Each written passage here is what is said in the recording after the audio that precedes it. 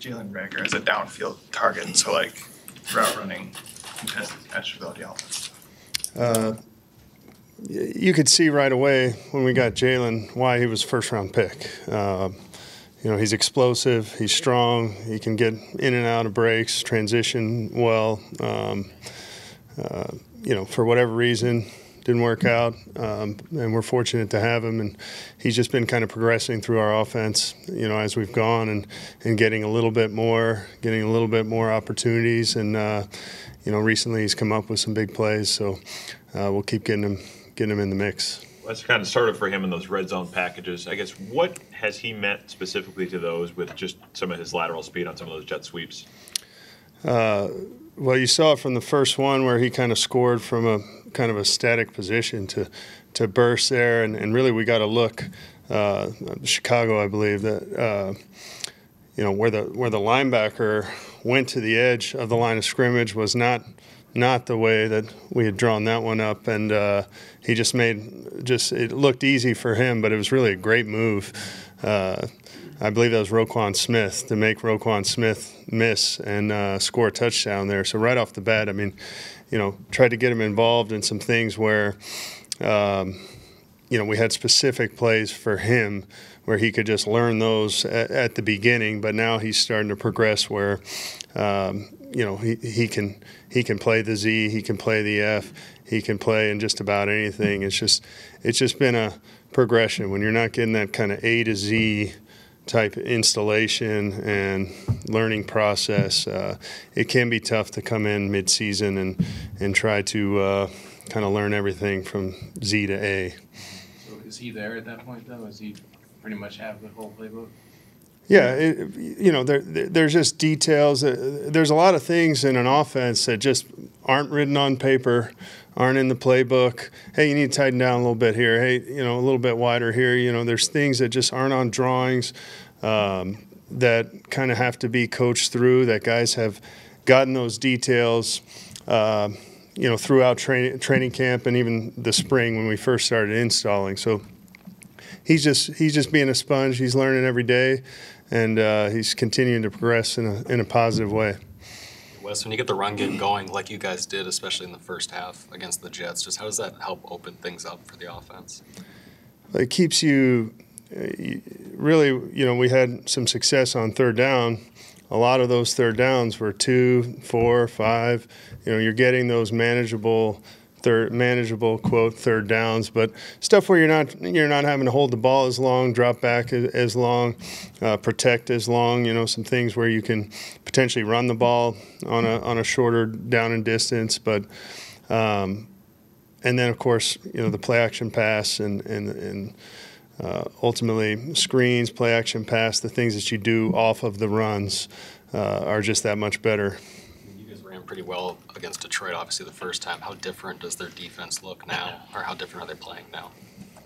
Well, they're a little bit challenging because in their base fronts they'll play a 3-4 structure or they'll play a 4-3 structure. So you kind of have to be prepared for either one. And that can be challenging. Sometimes certain schemes you like better versus certain looks. In their 3-4, they'll kind of play two different fronts. In their 4-3, they'll play kind of a standard 4-3. But when you have to prepare for both, not knowing which one they're going to present to you, it was the same way going into that first game. And they played us in a 4-3. They played certain teams in 4-3. They haven't played in a little bit, but we're certainly prepared for either one. How often would you say TJ is the guy to go to on third down, and how many times would you say he's just kind of a long-armed garbage man, just kind of being a target for Kirk? Well, I think just tight ends in general, just their size and length, and ability to kind of handle contact in those short areas. A lot of times they're kind of right in the quarterback's window of vision, whether you're scheming for him or not, which we certainly will scheme him as a primary. But they're just kind of a security blanket for the Qs where they know there's a big catch radius. They can put the ball in a lot of different places, and he's got great hands and has been able to make some timely plays for us on third down or fourth down. But yeah, sometimes it's just the ball getting to him in the natural progression. You know, Kirk's reading. Maybe he's looking at JJ. Maybe he's looking at Adam or KJ, and you've got the tight end over there working potentially on a linebacker or safety right there, which we like as a matchup. What do you remember thinking when the news, I guess, came to you of, hey, we might be able to get this guy in a trade from a division rival? I was surprised. I said, really? We have a chance to get this guy?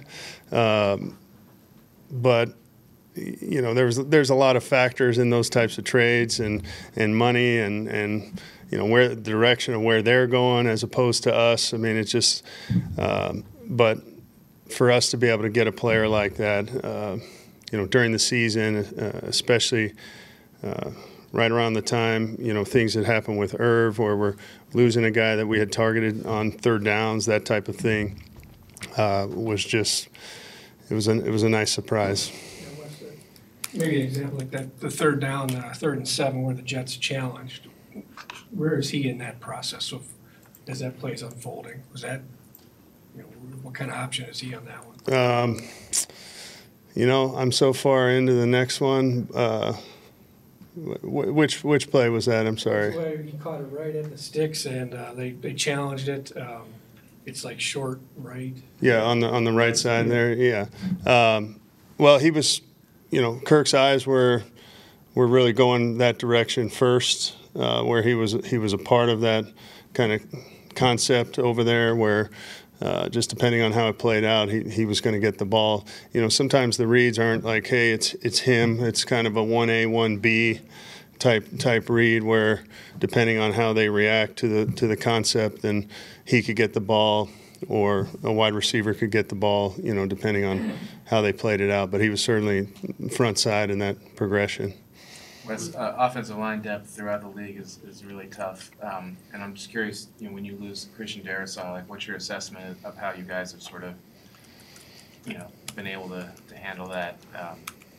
Not many teams have like a superstar backup left tackle. Yeah, I think you said it right. I mean, across the league, this is a thing. You know, linemen, they hopefully dole out a lot of punishment, but they take a lot of punishment too. And you know, inevitably, you're going to need those guys down the line on your roster, and that's why you're continually trying to develop every part of your roster. But those guys, you know, you're going to need one of those guys, whether it's the swing guard, whether it's your backup center, or your swing tackles are going to have to play at some point, and for how long, you don't know. But you're continually developing those guys, moving those guys in different positions, just whether it's scout team, whatever it is, just get them used to putting a different foot back and a different foot up, depending on right and left. I mean, those guys the starters get very comfortable on one side, but those backup guys, they have to be able to play both sides. And really, it's a credit to Blake Brendel for just the way he's worked, and he has played a lot of positions, including center as well in practice. So he's just a very reliable, trustworthy guy as far as doing the technique right, the fundamentals, and you know, that's something he's got to do, because he in his own right is a very good player, but he's not Christian Darrisaw as far as talent-wise, and I don't think that's a knock on Blake. But he knows he's got to do things right, and to his credit, he has. But to what extent have you been able to run the offense the way you had been running it prior to Christian's injury? I don't think there's a big difference, but there are times where you're trying to, you know, whether it's, you know, Micah Parsons over there, and maybe if it was CD, you'd still help on a guy like that. Maybe if it's someone that is not quite that talented, maybe you say, hey, CD's okay over there, but maybe at times, you know, you're given a chip on the edge, or just depends on where you're taking the slide as well. You know, those slide side tackles, when you have a man side and a slide side, you know, those guys have some protection there from inside moves or games and things that they can run. Wes, as you think about what you guys as a staff wanted this offense to be when you guys first set out to install the offense, how valuable was having a guy of KJ's skill set and body type? It's very valuable. I mean, if you just, I mean, it's been good to watch our first Detroit game and some of the things that he did in the run game. He was a big part of some of the cuts that we got backside that Dalvin or Alex got, cutting back to the backside. Johnny Munt, the line did a nice job getting some movement on the angles, but really a lot of those backside plays where we gained, some significant chunks there were Johnny Munt cutting off on the backside and KJ cutting off on the backside. I mean, cutting off defensive ends at times. Some dirty work back there, and KJ's just an unselfish player, and then of course makes the play at the end of the game in the pass game. So he's just very versatile. We need some guys. Some teams kind of look at us like we're kind of playing out of 12 personnel from 11. With the way that we used Cooper Kupp in Los Angeles, and KJ's able to do a lot of those things. You talked a little bit early in the offseason about how these wide receivers are progressing as blockers, and kind of talked about how it's hard to put guys in Cooper Kupp's league until you get to know them. Now that you've had a few months with these guys, how have they done in that facet of the game, blocking as receivers? This is a very unselfish group of receivers. I give them individual credit. I give Keenan McCardell, who's an excellent receiver coach, a lot of credit. I mean, he understands just the importance of all phases of the game. I mean, you're playing football out there, and these guys also, they care about Dalvin and Alex, and they know that those guys are talented as well.